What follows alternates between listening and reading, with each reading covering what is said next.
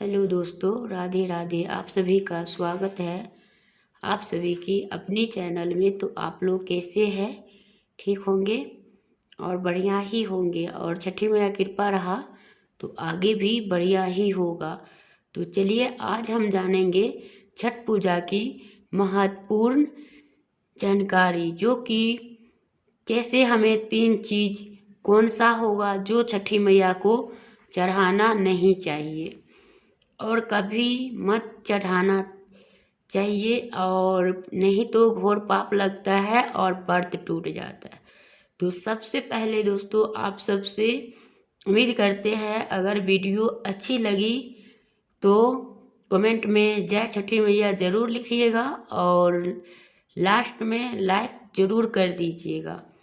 और उम्मीद करते हैं जो मेरी भाई बहन पहले बार फर्स्ट टाइम मेरी वीडियो देख रही है तो उनसे यही है कि आप लोग वीडियो को लाइक करके सब्सक्राइब कर लो, ताकि जो आगे वीडियो डालूं तो वो नोटिफिकेशन आप तक के सबसे पहले पहुंचे। तो चलिए जानेंगे और विस्तार से बताएंगे जो कि आप लोग जानोगे। और कमेंट बॉक्स में लिखना ना भूले। अगर कोई चीज़ कोई सवाल अगर आपसे अगर आप करते हो और नहीं जानते हो तो आपका मैं रिप्लाई देती रहती हूँ और बताती रहती हूँ। तो आप लोग ये भी कंफ्यूज नहीं होना कि कैसे करना क्या करना, तो पूछ लेना कमेंट में और हम रिप्लाई ज़रूर दूँगी। ठीक है, तो चलिए वीडियो के स्टार्ट करते हैं और महत्वपूर्ण बातें जानते हैं कि छठ पूजा में हमें कैसे और कब क्या करना चाहिए। जैसे कि कल है नहाए खाए, है ना, तो उस दौरान हमें कौन कौन सी गलतियां अब रखनी है। सबसे पहले कि जिस दिन नहाए खाए होता है उस दिन से लगातार 4 दिन का यानी व्रत होता है। इसमें 3 दिन व्रत होता है, एक दिन नहाए खाए, ये 4 दिन जो होती है सबसे महत्वपूर्ण होती है। और इन दिनों में आपको विशेष ये ध्यान रखना है कि हमें किन चीज़ का सबसे ज़्यादा नियम और पालन होता है। तो वो होता है कि इसमें ना भोजन हमें करना चाहिए चने के दाल और घिया की जो सब्जी बनाई जाती है, और उनमें बिल्कुल जो रसोई घर होता है सबसे पहले छठी मैया के नाम से, और जो लोग उनकी साफ सफाई रखते हैं और जो उसमें अगर किचन में नॉन वेज बनाते हैं तो उन किचन में तो आप छठ पूजा के दौरान आप जाओ ही मत और उनका यूज ना करो। ये हो गया। जो लोग मतलब नहीं खा रहे हैं और लहसुन प्याज खा रहे हैं तो उनसे यही है कि आप अपने सारे चूल्हे उल्हे को साफ सूफ करके और पूरा बढ़िया से फिर उनके बाद गंगा जल के छिड़काव कर दो। फिर आप सात्विक भोजन बनाओ। फिर स्नान दान करने के बाद आप सबसे पहले सूर्य देव को जल देना चाहिए, और सूर्य देव के जल देते समय ये गलती नहीं करना कि आप पीतल के बर्तन में दो, नहीं, आपको तांबा के ही बर्तन में जल देना चाहिए और रोज देना चाहिए। जरूरी नहीं कि सूर्य देव का जल छठ पूजा के दौरान ही दे, ऐसा नहीं होता है दोस्तों। उनको एक एक के मतलब जो होता है एक एक दिन के जो आप उनकी रोशनी में रह रही हो उनका भुगतान वही होता है जो हम 1 लोटा जल चढ़ाते हैं। उनसे उनको बहुत चीज़ की शक्तिशाली होते हैं और बहुत चीज़ का उनका प्रभाव पड़ता है दोस्तों। तो 1 लोटा जल सूर्य देव का अवश्य में दें। अगर आपके पास समय नहीं हो तो संडे को अवश्य में निकाल के सूर्य देव के जल दे और अपने बच्चों से भी दिलवाएं। ये चीज़ हो गया। और जब दूसरा है कि आप जैसे नहाने और उनके दौरान, तो जो लोग नहा के खा रहे हैं तो उन खाने के दौरान में आपका अगर बाल आ जाता है तो ये नहीं कि आप तब भी खा लें, नहीं, तब वो खाना आप हटा के, क्योंकि आपका कहीं ना कहीं से कोई चीज़ की कमी आ गई है, इस वजह से आपके थाली में बाल आया। और इन 4 दिनों में अगर आपका ऐसे कोई संकेत मिलता है तो आपसे छठी मैया मतलब प्रसन्न नहीं है, इस वजह से आपके ये चीज़ होता है। और जो लोग हृदय से और मन से करता है तो उनको ये चीज़ सब देखने को नहीं मिलता। जिनके मन में किसी के लिए भी अगर खोट रखता है और उनका मन में कोई अलग गंदे गंदे तरह के विचार आते रहते हैं और वो व्रत तब भी रखे हुए हैं तो उनका व्रत स्वीकार होता नहीं है और वो ही व्रत टूट जाता है, जिसे कि हम खंडित कहते हैं, वही होता है। और उस समय आप उनको, जो अगर आपका कोई घर का सदस्य हो, उनको भी सावधान हो जाना चाहिए कि उन 4 दिनों में उनके मुख से कोई गलत शब्द का प्रयोग ना करवाए।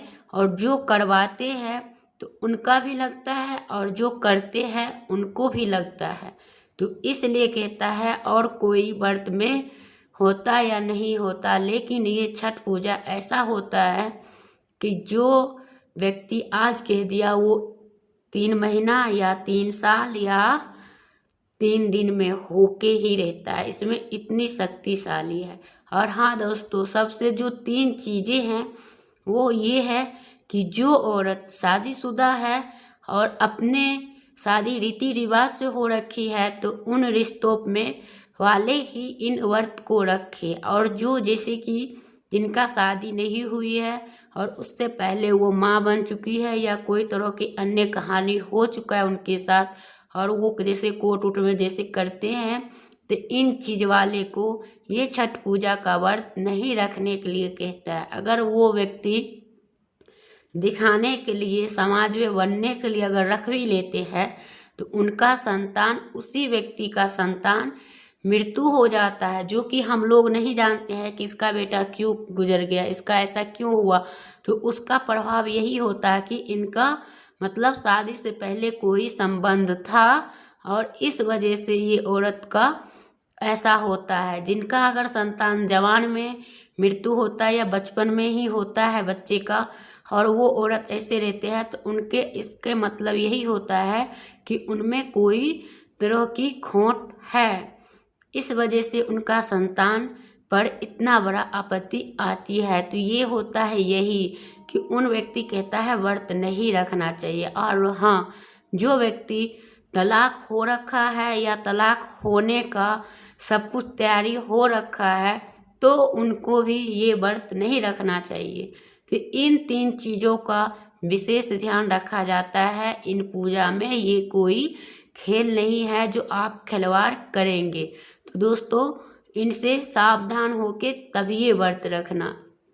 अगर कोई छठी मैया का व्रत रखा हो और उस दौरान आप उनकी सेवा कर रहे हो और उनकी मदद कर रहे हो, उनका जैसे वस्त्र धोना, जैसे कि उनका चरण धोना और उनका चरण छूना सबसे महत्वपूर्ण होता है। और उस दौरान जो जितने मीठे पकवान बनते हैं वो सभी में प्रेम पूर्वक वितरण करना।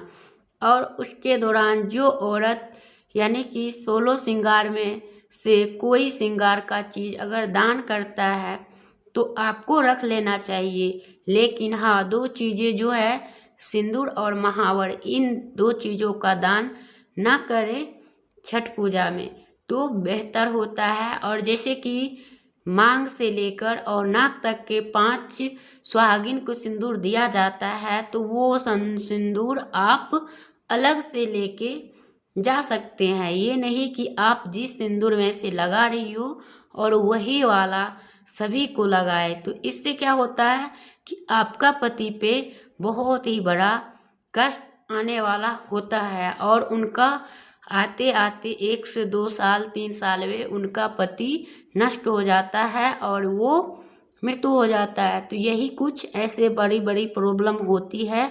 तो उन चीज़ को ध्यान में रखो और कभी भी किसी को मत देना।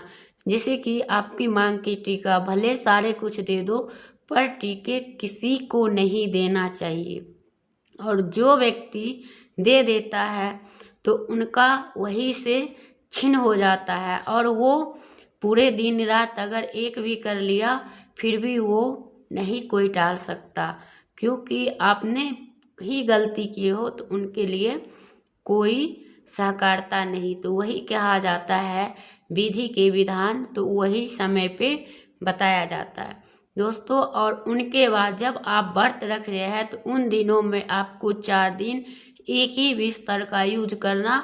जो आपने जैसे कल नहाए खाया है तो उसी दिन से धो के और वही वस्त्र पहनना और वही बिस्तर यूज करना। ये नहीं कि आज यहाँ और कल वहाँ, ऐसे करने से भी आपका व्रत खंडित होता है। तो आपका इन चीज़ों का भी निर्माण अवश्य में करें और संकल्प ले और प्रेम पूर्वक हृदय से किसी का ना सुनाए और ना सुने, ना कोई वृक्ष का या कोई जीव जंतु का किसी का अपमान या अनादर करे। तो इसलिए इस 4 दिनों में जो महत्वपूर्ण जानकारी थी वो रखना चाहिए। और इनके बाद जो मैं वीडियो लाऊंगी कल तो वो रहेगा जो महिलाएं मतलब पीरियड्स में रहती है तो वो कैसे करेगी और क्या करेगी। तो दोस्तों मेरी वीडियो होगी बड़ी तो मैं करूँगी यहीं पे एंड।